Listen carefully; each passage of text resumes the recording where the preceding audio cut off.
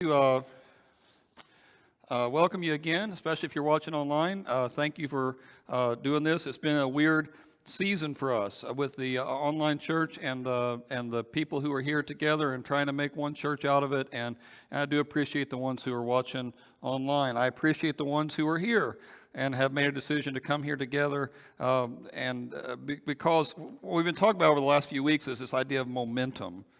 Momentum is when mass and velocity are multiplied together. The mass of a church is the people, and the people who are here watching, and the people who are watching online. That's all part of it. The staff, the leadership that we have, our resources financially, and facilities, and our reputation. It's all the tools that we have that are part of us. That's the mass. The velocity is that we're all heading the same direction at the same time. Trying to pick up speed as we go that direction, and we've been building a little bit. Next week we'll talk about this a little bit more, but it's kind of a theory for the thing. Newton's law of motion, that a body at rest tends to stay at rest, a body at motion tends to stay at motion, unless an outside force acts upon it. We're praying through this deal that God will act upon us. Because of COVID, we've been largely a body at rest for the last year, and we're asking God to start moving on us to get us to move in the direction that He wants us to go. And that's been our theory, our sermon topic, our sermon ideas since Easter. The velocity part of it, and we think about what the velocity part of it is, it's about everybody heading the same direction, and picking up speed in that same direction. And this week I wanted to talk about the power of each choice that we make. Momentum, the power, momentum and moment are very similar words. How each of those moments strung together can make that. Thomas talked about during announcements a few years ago, a moment that leads him into another moment that leads him into another moment. And now, looking back a few years later, he sees his whole life trajectory has changed. And then again, it wasn't one big decision, it's lots of little decisions. And that's how it is for every one of us. It's not one big thing normally that gets you to where you're at, it's lots of little decisions, lots of little extra efforts to push in the right direction, or lots of little compromises to coast in the wrong way. And so what we've been talking about, hopefully, and hopefully can inspire people to think about, is taking some of those moments, those precious moments that God gives us, and making choices in those to head the right direction. Erwin McManus wrote a book in 1992 that talked about seizing your divine moment. And I'm indebted to him for some of the ideas here, because in that book he talks about how little singular defining moments have a way of shaping our whole life. I mean, our whole life certainly is a million moments, but there are certain moments that are defining, where you make a choice, and that choice might seem like a little bitty thing in the moment, right? It may not seem like it really is anything of any consequence at all. But looking back, you can see that was a crossroads, and because you took the path that you took, it took you someplace that you wanted to go, or maybe just the opposite. Sometimes a really bad moment in our lives, we can look back at that and just kick ourselves over and over. Why did I stay that extra hour there? Why did I take that last drink? Why did I say those things? I didn't mean to say those things. Why did I choose what I chose there? And you might revisit that one bad moment over and over and over again, trying to figure out what in the world could have ever possessed you to think that was a good idea. But you can't get it back. Whatever that one bad moment is what it is. And maybe in that one bad moment you closed off a relationship. In that one bad moment you irreparably broke a marriage, or you irreparably broke a connection with your parents or with a great friend. And just one bad moment turned it all around.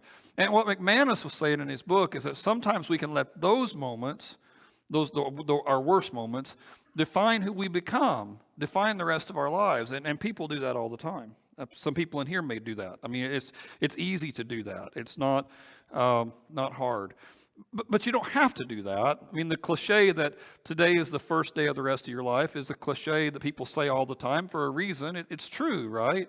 You can't control how your story has been written to now, but you do have a lot of say over the conclusion of your story and where it turns. And in your story, you can start to string together the moments that are going to take you where you want to go. There was a U2 song several years ago called "Stuck in a Moment You Can't Get Out Of." And we all know what that feels like, to be stuck in a bad moment, but you don't have to. And again, this Newton's law thing, if an outside force comes on us and we think that God's Holy Spirit is an outside force, if it comes upon us and we lean hard into his guidance and we lean hard into what he might want us to do, there's no reason why we can't turn and get back on the right road that we want to be on. We talk about frequently that God is unchanging. One of the paradoxes, in fact, of the church is that we talk smartly about how God is unchanging. We say that he's a fortress or a rock or our strong foundation, but that we, his people, are called to constantly change.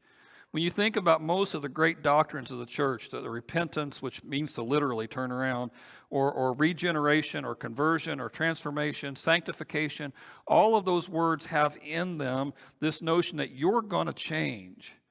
God is unchanging, but he's so much more holy, so much more righteous, so much more good than we are. We're just dust and ashes. And so as we try to strive after him, we are signing on for a life that is going to be constant change. In the Old Testament, the psalmist says that God is looking for a new song.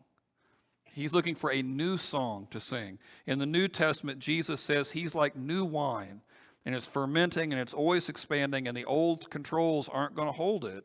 You're going to have to think new all the time. God is unchanging, but we're called to constant change.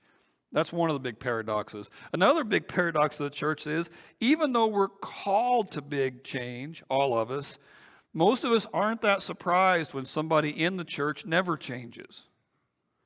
Right? The grumpy young man is suddenly the grumpy old man, and no one knows when that happened. They saw him get gray, but they didn't ever see anything change. And in fact, even in the church, sometimes we have very little expectation of somebody changing. We just don't assume they'll change. There's a reason, of course, why you have to turn in a resume to get a job. There's a reason why they keep criminal records, and it's because people have a way of not changing. People have a way of getting into a certain rut, and once they're in that rut, they never get out of it. And so you're well within your rights as an employer or as a person who's talking about bringing somebody into your circle, inspecting their life a little bit, because a lot of times people don't change. A lot of times people get into one bad moment and they never get out of it. But we're called as Christians to be a people who are constantly changing. And some of the ways that the rest of the world works and evaluates people, that's not going to work for us. Now, I'm not saying, Rennie mentioned we're looking at an associate minister. We're certainly going to look at the resume. But even within that, right, is this hope that whoever we bring in as a staff member or just as somebody who comes in to join the church, that they're going to be evolving. They're going to be changing. I'm convinced that this church will be led by people in the next 10 years that I haven't even met yet. That God is constantly bringing new people in and new voices and new faces, and he expects us to be able to accommodate that. We are a people that is, we follow an unchanging God, but we're changing all the time, and we have to push one another there. Okay, all that's introduction, believe it or not. That's all introduction for the passage that I want to get into. Everything I said there hopefully sets a foundation or a floor for some of the things I want to talk about in this next thing. I have a story that Jesus tells, and it's one of my favorites. In fact, it's probably the best story that he ever told. And I try to tell this Jesus story at least once a year. Sometimes more than that, but at least once a year. And so I came in 2008. If you have been here as long as I have been here, you have heard me talk about this passage at least, I think, 15 or 16 times. And it might be closer to 30 or 31 or 2 times where I just mention it in the things I do. I think it's kind of foundational, this story, in terms of understanding who God is, understanding what Jesus' heart is, and understanding who we're supposed to become. And it won't be natural. Your natural impulse is going to be in a different rut. But this story calls us to something bigger. It calls you to change. And it calls you to choose in this moment what kind of person you're going to be. Now, so as we get into it, I want you to kind of see it as dangerous, if that makes sense. I want you to, and not because of me doing it, it's nothing I say is dangerous, but that this story that Jesus told is dangerous. It has a way of affecting people This story does, and has ever since he told it. I want you to be open to the possibility that you could come in here today and your life is on one trajectory, and because of hearing this story, he could put you in this moment on a different trajectory. That this moment might be a defining moment for you. That this story has that power, and this story ultimately is about that sort of thing. So here we go. It says in Luke 15 that tax collectors and sinners were all gathering around to hear Jesus. And we've lost most of the venom and the weight that the phrase tax collector would have had in that time period. I guess people still today are suspicious of the IRS, but it was more than that. It was a tax collector was working for the occupying Romans. So the Jews who lived there thought of the tax collectors as traitors to their religion and traitors to the people. It was all for money. They looked at tax collectors the same way that we look at meth dealers around junior high schools, right? It would have had that same deal. Yeah, you've got a fancy car, but you've only done it by crushing other people, right? You'd have that same kind of attitude. You'd wrinkle your lip at people like that. You would. And the tax collectors and the sinners were gathering around Jesus. And the Pharisees, who were the righteous men, and the teachers of the law, who are also righteous men, they're muttering. And muttering is a cool word because it sounds like what it is. Mutter, mutter, mutter, mutter, mutter. It's like a murmur, murmur, murmur kind of a thing. And they're muttering about Jesus. This man eats with sinners. He hangs around them. He welcomes them. And it just bothered them to no end. Because sorry. This gets to another thing about religion and about church, and it's important. And we're a movement, right? And because we're a movement and not so much an institution, we think different. And Jesus is the one who started that. In an institution, which is how religion had always done before Jesus, and really how religion has done ever since Jesus, apart from him, in an institution, you're concerned about the building. You're concerned about the resources. You're concerned about where we were. You're concerned about your reputation. Right? And you protect those things. I remember being a youth minister, 20 years old, in a board meeting, and our youth budget we were way over budget. And we were way over budget because we had a lot more kids coming than we did when we set the budget. And it was all tied to the kids. We had more kids coming. And so we weren't spending any more per kid than we ever were. It's just we had a lot more. But I was getting raked over the coals for it. How can you be this far out of budget? And I told them, we have more kids. That's the reason. And they said, and one guy said in the board meeting, I still remember it, he said, well, I wanted to buy new communion trays this year, but I guess I can't. He didn't say it like that. I'm adding the voice inflection, but that's how I remember him saying it when he did. And I remember being so mad about that, but I wasn't sure even at 20, am I mad because it's righteous anger, or am I just mad because I'm defensive? And I still don't know. I'm 53, and it may have just been defensiveness. But I hope that part of the anger of that thing was, man, it's got to be about the people. If you're reaching people, that's the whole thing. I mean, the whole thing's about a movement that you're trying to get people to come in who are far from God and trying to help them become fully devoted. You're trying to bring people in who don't know the Lord and trying to turn them into the kind of Christians who can disciple other people along. I mean, it's all about the movement, right?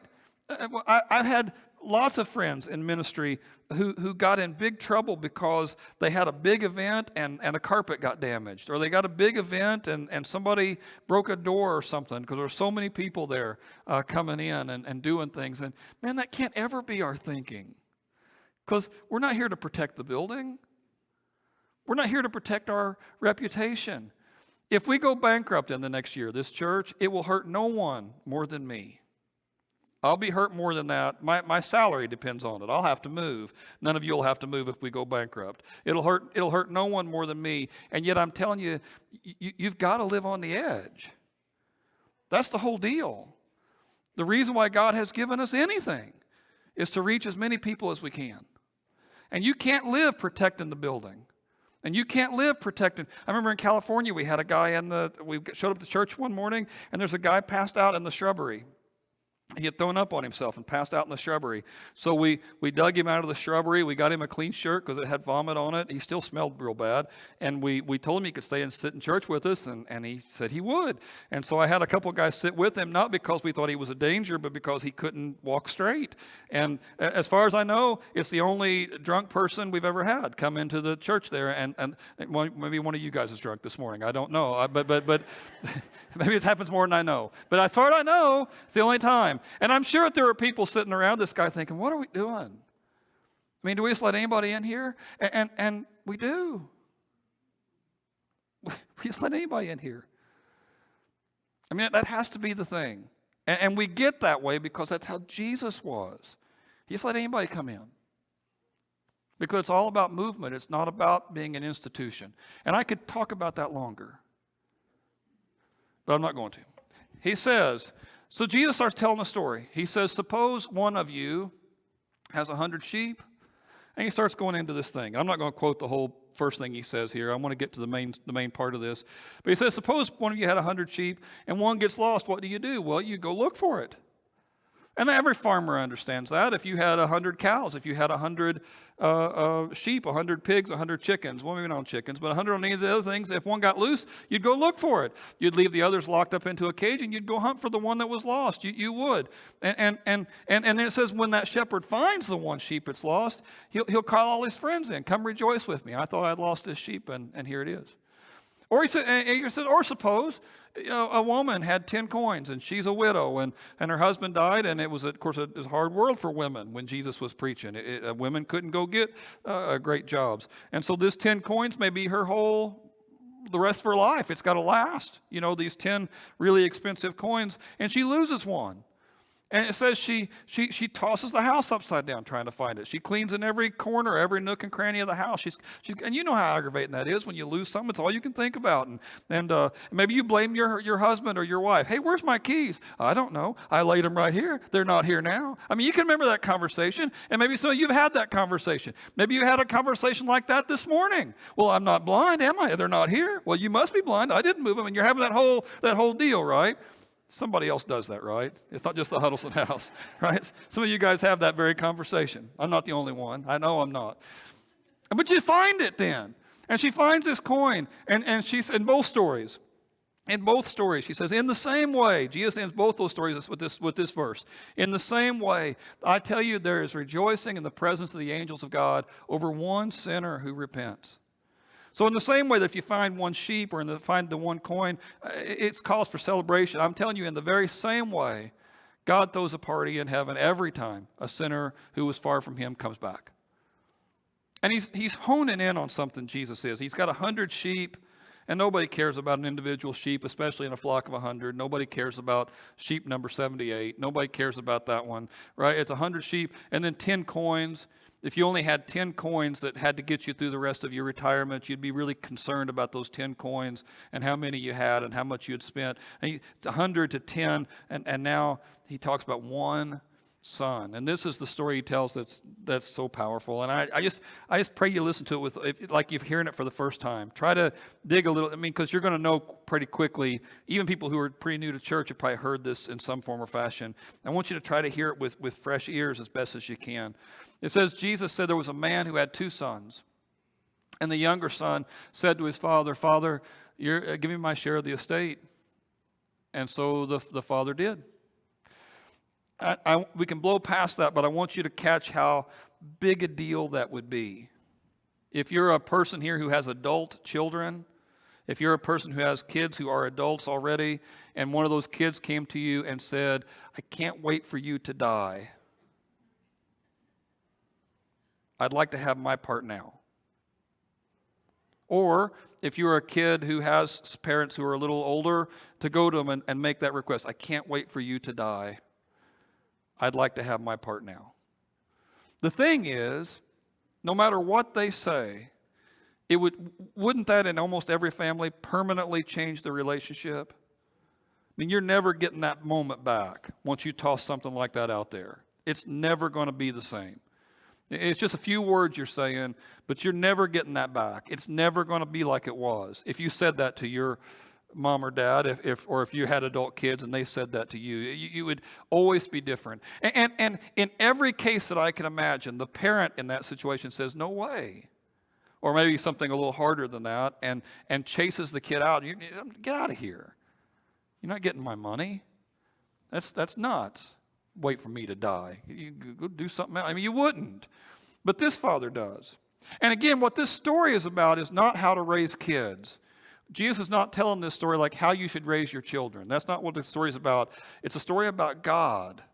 And in the same way, a shepherd who looks for one sheep, or the same way this woman who looks for one coin, he's telling you a story about how God looks for people. And that's what he's setting up here. And so keep that in mind. But I want you to get the insult of the first part because it's important.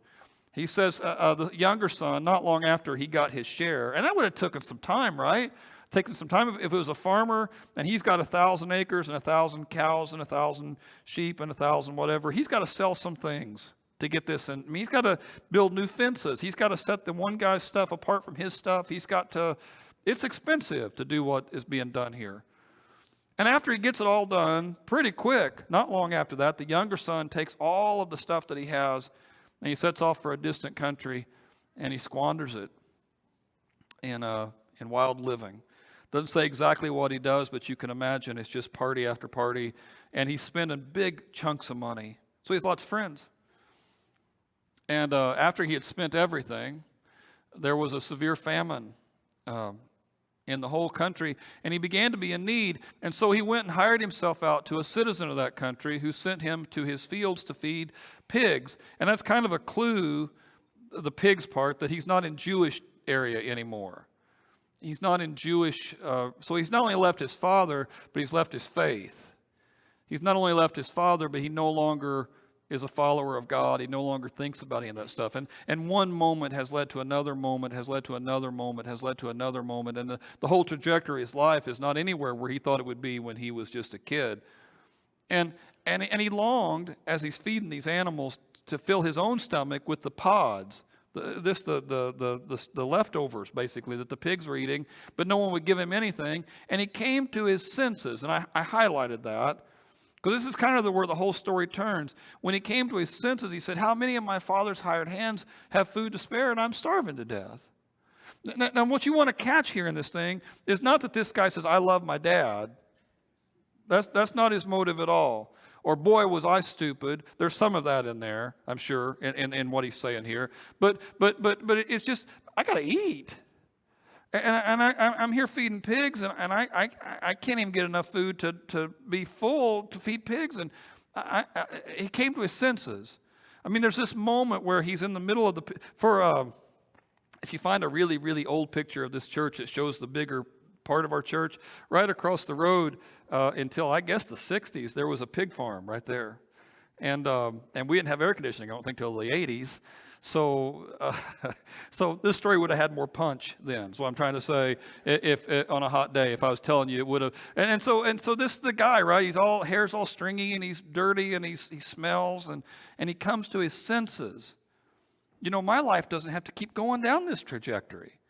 I can turn it all around. That's the moment that he has, and that's the moment you're in here in this story. I mean, whatever trajectory your life is on, you don't have to go that road. You can come to your senses and make a turn. And it won't change everything right off. You're still going to smell like you smell. You're still going to look like you look. But it's a start, right? And so he devises a plan. He says, I'll set out and I'll go back to my father and I'll say, Father, I have sinned against heaven and against you, and I'm not worthy to be called your son. Just make me like one of your hired servants. Now, it's possible, in fact, I think it's likely that there's some pride still in this. I'm not going to go home and beg. I'm not going to go home and beg. I'm not going to go home and ask Dad to give me money. I'm not going to do that. I know what I did, and I'll own up to it. I made a mistake, and I'll own up to the mistake. I'm not going to go home and beg. I'll just say I'll be one of your servants. You know, I'm not asking for charity. I'm not asking for you to make it, and there's some pride in this still. He's still trying to control his life, but it's a start. Right, he's been in the pig pen. He come to his senses. He's starting to move back. It's a start.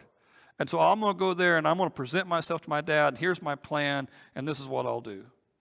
And so it says, while he was still a long way off, his father sees him, and he's moved with compassion for him, and he ran to his son, threw his arms around him, and he kissed him. And again, he still smells like he smells. He still looks like he looks.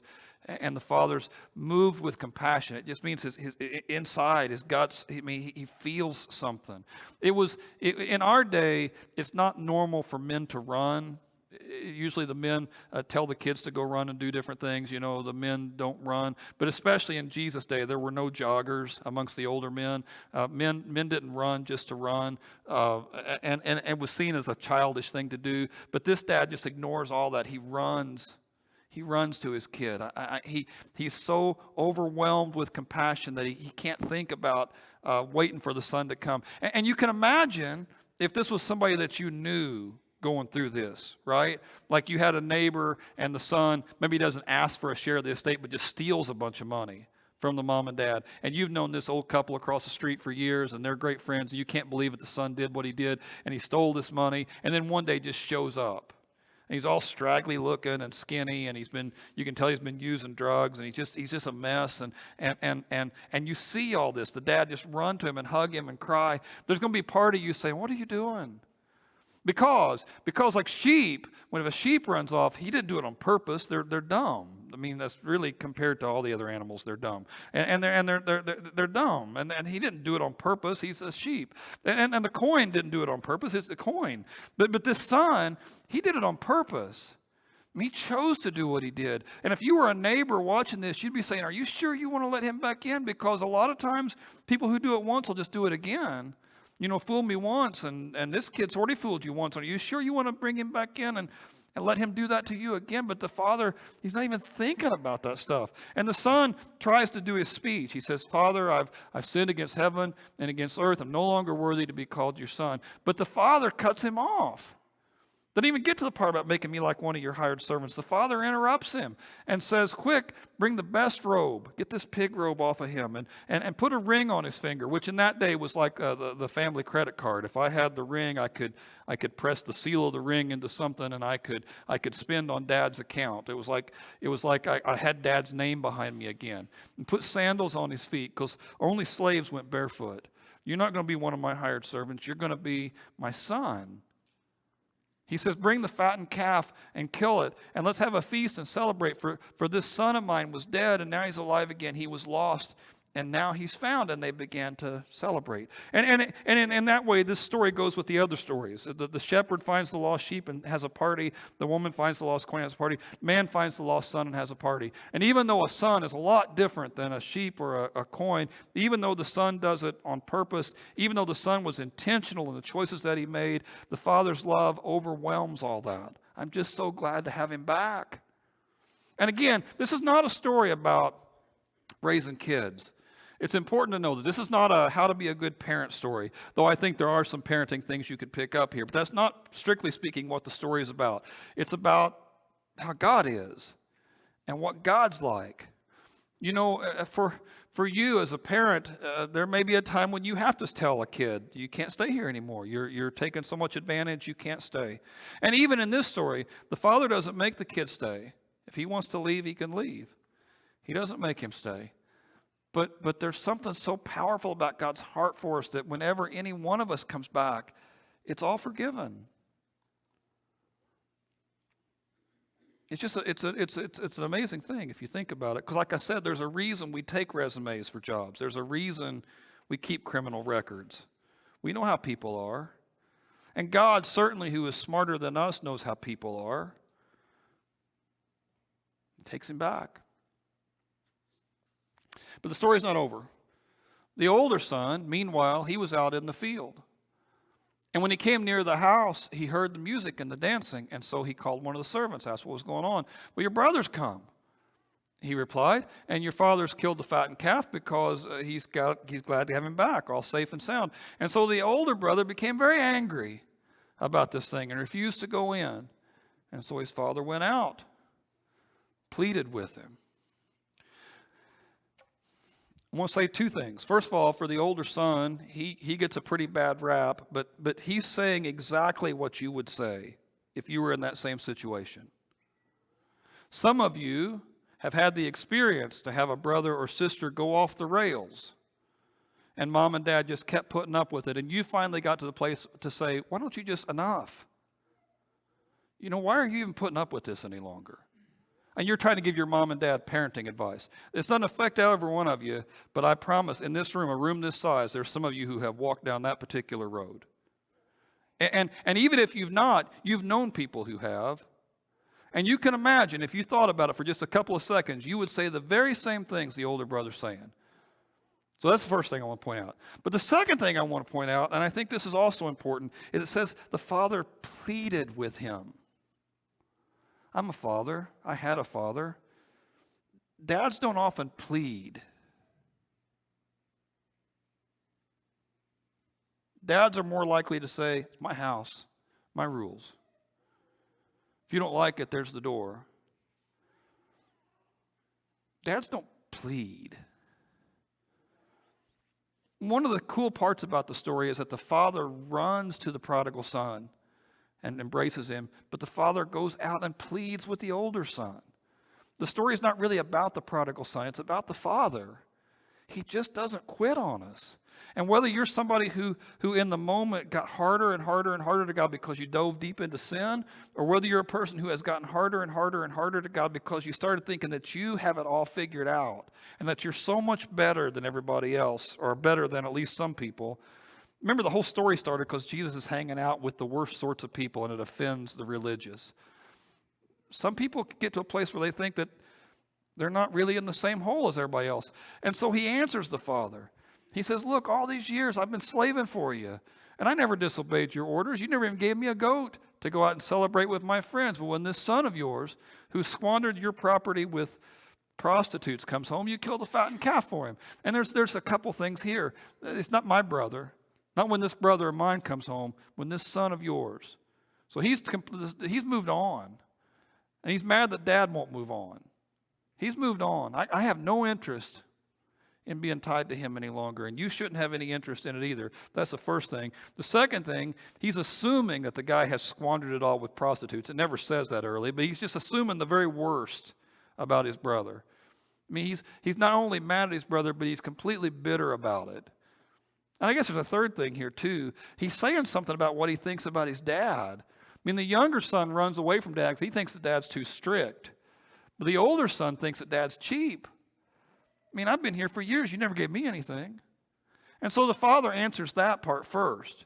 He says, my son, you're always with me, and everything I have is yours.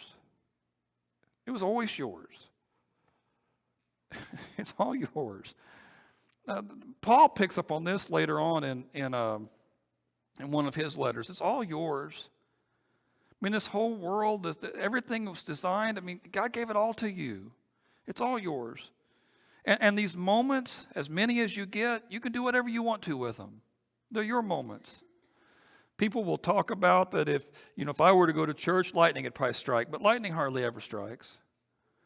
It hardly ever happens just like that. For the most part, if you want to walk down a bad road, God lets you go there as far as you want to go. It's your life. He said, my son, it's all yours. You're as free as you want to be. But he says we had to celebrate and be glad because this brother of yours, and again, the father changes the language, not this son of mine, but this brother of yours. You need to realize that he's just like you.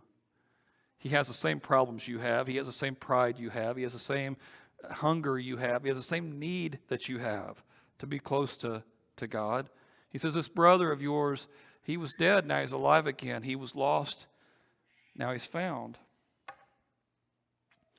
You would think that dead and alive again would be the main thing. And if you said dead and alive again, you wouldn't have to say lost and found. But the lost and found is where all the sadness of this is, where all the weight of it is. For God, there's a worse thing than being dead. It's about being lost. It's about being separated. It's about not even knowing what's going on with your kid. It's about not even knowing whether they're up or down. It's about a hunger just to reconnect with them and have a life that connects with them. He says, this brother of yours, he was lost. This is where the story is dangerous because my conviction is if God is real, and I believe he's real, and if God is moving in this room like we sang earlier, and I believe he's moving in this room, then you know where you stand with God. They used to do a thing in church revivals and stuff, raise your hand if you don't know for sure where you're going tonight. But we won't do that, but we could, and you would know. You know if you're with God or not. You know if it matters to you or not. You know if you care or not. There's no mystery about that. Some of you know that you're a million miles from God. And you might think, with as deep a hole as you've dug, it would take years to get back into his good graces. And it just takes a moment. I'm going to have the band come back up.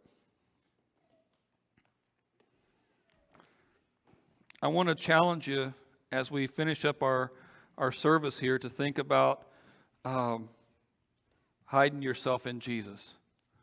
We talked about a couple of weeks ago that the church is not a refuge from the world where Christians can go and heal up, but it's a refuge for the world where people far from God can come and be reintroduced, that God has never quit reaching out for us, and that God has never quit calling out to us. One of the thing, if God's real, if it's true, I think you can feel that whisper of God on your heart. I think you can know that he's calling to you. And so we set up a time every service that if anybody needs to come and just pray about anything, it may not be about being lost or found, it may be about your family. It may be about anything. Then take advantage of this moment. These connection cards we talked about earlier, where we talk about making a decision for different things. Take advantage of this moment, this decision moment, to think about whether or not you need to take a step forward. And whether you do it by filling out one of these cards here and letting us get back in touch with you, or whether you do it by coming forward here today and pray, again, about anything. And most of the people who come up and pray, they pray for a minute with the people on the sides and they go sit down. It's not something we share with the whole church. It's not something that needs to be announced or dealt with, and that's great. But every once in a while, somebody comes up and they say, what I need to do is get right with God. And then they can walk you through what you need to do next. So take advantage of this time. Won't you stand up? Let me pray with you. Dear Lord God,